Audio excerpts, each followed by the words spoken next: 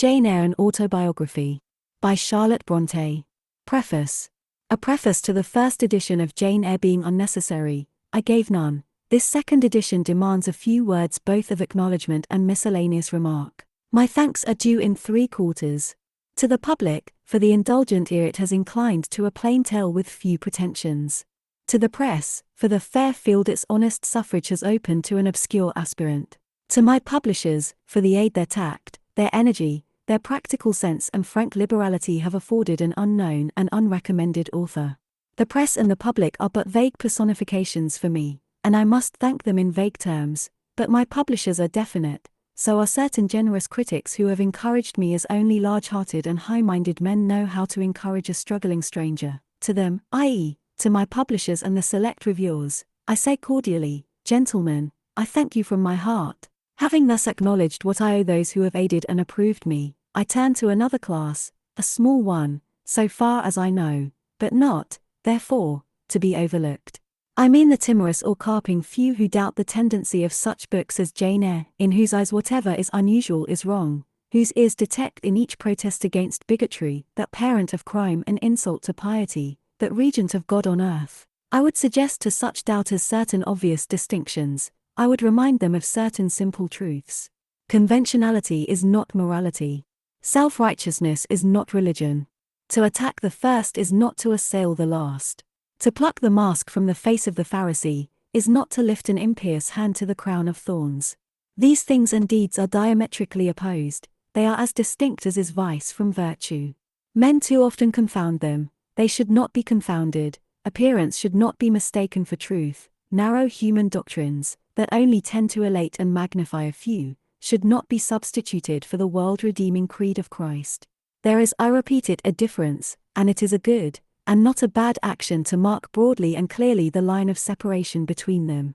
The world may not like to see these ideas dissevered, for it has been accustomed to blend them, finding it convenient to make external show pass for sterling worth, to let whitewashed walls vouch for clean shrines. It may hate him who dares to scrutinize and expose, to raise the gilding, and show base metal under it, to penetrate the sepulchre, and reveal charnel relics, but hate as it will, it is indebted to him. Ahab did not like Micaiah, because he never prophesied good concerning him, but evil. Probably he liked the sycophant son of Chinana better, yet might Ahab have escaped a bloody death, had he but stopped his ears to flattery, and opened them to faithful counsel. There is a man in our own days whose words are not framed to tickle delicate ears, who, to my thinking, comes before the great ones of society, much as the son of Imlah came before the throned kings of Judah and Israel, and who speaks truth as deep, with a power as prophet-like and as vital, a mien as dauntless and as daring. Is the satirist of Vanity Fair admired in high places? I cannot tell, but I think if some of those amongst whom he hurls the Greek fire of his sarcasm, and over whom he flashes the levin brand of his denunciation, were to take his warnings in time, they or their seed might yet escape a fatal Ramoth-Gilead. Why have I alluded to this man? I have alluded to him, reader, because I think I see in him an intellect profounder and more unique than his contemporaries have yet recognized, because I regard him as the first social regenerator of the day, as the very master of that working corps who would restore to rectitude the warped system of things, because I think no commentator on his writings has yet found the comparison that suits him, the terms which rightly characterize his talent. They say he is like Fielding, they talk of his wit, humor, comic powers. He resembles Fielding as an eagle does a vulture. Fielding could stoop on carrion, but Thackeray never does.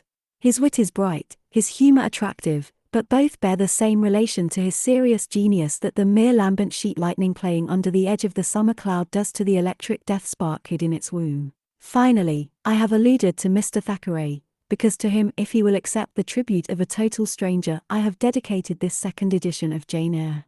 Currer Bell. December 21, 1847. Note to the third edition. I avail myself of the opportunity which a third edition of Jane Eyre affords me, of again addressing a word to the public, to explain that my claim to the title of novelist rests on this one work alone. If, therefore, the authorship of other works of fiction has been attributed to me, an honor is awarded where it is not merited, and consequently, denied where it is justly due. This explanation will serve to rectify mistakes which may already have been made, and to prevent future errors. Currer Bell. April 13, 1848.